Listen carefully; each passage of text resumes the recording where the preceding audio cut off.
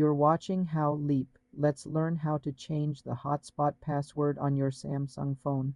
Open the Settings app and tap on Connections. Next, tap on Mobile Hotspot and Tethering. Then tap on Mobile Hotspot. On the Mobile Hotspot screen, tap on More Options, which is represented by 3 vertical dots in the top right corner. From the drop-down menu, select Configure Mobile Hotspot. You will now see the current network name SID and password. Tap on the password field to edit it.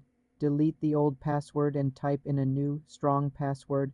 We recommend using a mix of letters, numbers, and symbols.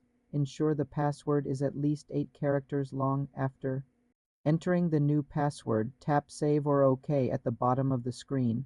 Your mobile hotspot will restart with the new security settings. All devices currently connected will be disconnected and will need to enter the new password to reconnect.